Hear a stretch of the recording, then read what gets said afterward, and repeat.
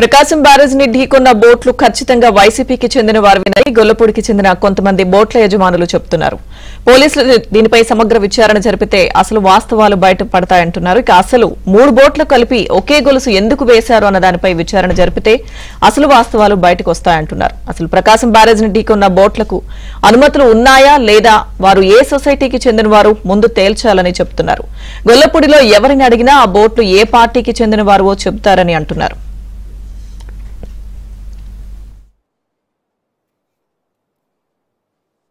దీనిపై మరింత సమాచారం మా ప్రతినిధి పూర్ణ అందిస్తారు.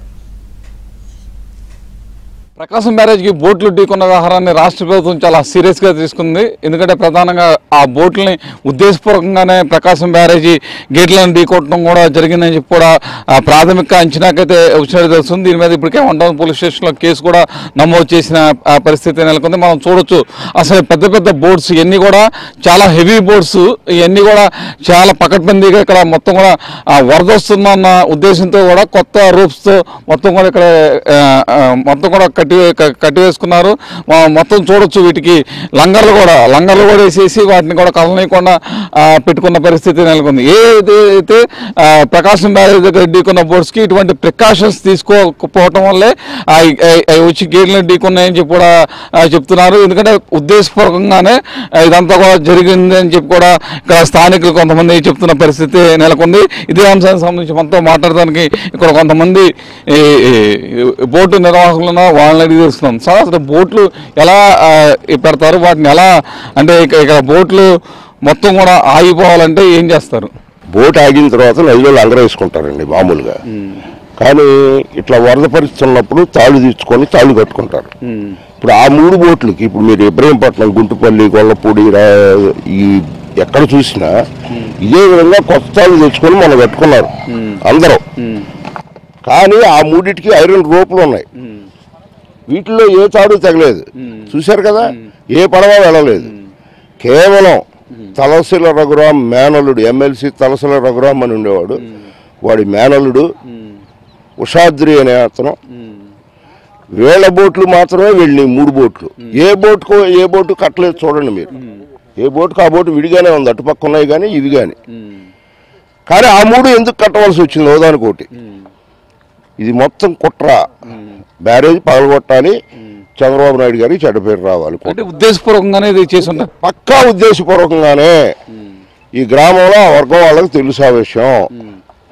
మేము గ్రామస్తులమే కదా, ఆ నోట ఈ నోట మాకు తెలుస్తుంటాయిగా, పక్కాగా తెలుసు. కావాలని ఆ 3 బోట్లకి కలిపి కట్టి ఐరన్ రోపులు అండి అట్టుకున్నది. వెళ్ళి చూడండి.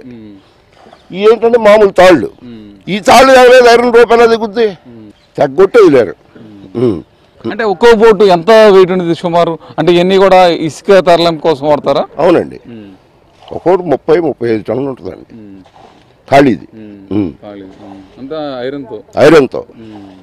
ఆ 3 బోట్లు కలిసేటప్పటికి అది అలా ఇంకా అదృష్టం, బ్యారేజ్కి ఏం అవ్వలేదు. అంటే ఆ బోట్లు మొత్తం కూడా వైసీపీ నాయకులు చెందిన వైసీపీ నాయకులు పక్కా ఈ ఊళ్ళో ఎవరిని అడిగినా చెప్తారు. ఎంక్వైరీ చేయమనండి, ఏ బోట్లు ఎవరయ్యో, ఎలా కట్టారో, అయ్యేలా కట్టారో అన్ని బయటకు వస్తాయి. అంటే దీని మీద ఇంకా సమగ్రమైన విచారణ జరగాలంటే ఖచ్చితంగా జరగాలి. ఈ 5 సంవత్సరాలు ఈ గ్రామాలను సర్వనాశనం చేశాడు ఎమ్మెల్సీ గారు. వాడి చెంచాలు, వాడి మేనల్లుడు ఒకడు. ఇప్పుడు మరి వాడితో పాటు ఊళ్ళో కొంతమంది పారిపోయారు, ఆల్రెడీ పారిపోయారు. బోట్ల వ్యవహారం మీద పారిపోయారు, ఇంకా ముందు పారిపోయారు. చేయని అవినీతి అంటూ లేదండి గొల్లపూడి గ్రామంలో. 100 కోట్ల స్కాములు ఉన్నాయి బయటికి తీస్తే. బాబు గారు నువ్వు ఎక్కిన రోజే నువ్వు దిగిపోవని ఆయన గవర్నర్కి ఢిల్లీ వెళ్ళి ధర్నా చేశాడు జగన్మోహన్ రెడ్డి. వాడు అనుచరులే కదా వీళ్ళు, అదే చేస్తారండి. 5 ఏళ్ళు వాళ్ళు విధ్వంసమే సృష్టిస్తారు. ఏదో ఒకటి వాళ్ళ ప్రయత్నాలు చేసుకున్నారు, నెరవేరలా. ఇది పరిస్థితి. ఏదైతే ఖచ్చితంగా ఈ బోట్లు ఏదైతే ప్రకాశం బ్యారేజ్ ఢీకున్నాయో వాటి వెనకాల ఖచ్చితంగా కుట్ర కోణం ఉంది. దాన్ని పూర్తిస్థాయిలో దర్యాప్తు చేస్తే అసలు వాస్తవాలు వస్తాయని చెప్పి కూడా చెప్తున్న పరిస్థితి నెలకొంది. వాస్తవాలు బయటికి వస్తాయని కూడా ఇక్కడ బోట్ యజమానులు చెప్తున్న పరిస్థితి. వీడియో జర్నలిస్ట్ కిషోర్తో పూర్ణ, ఏబిఎన్ ఆంధ్రజ్యోతి, గొల్లపూడి.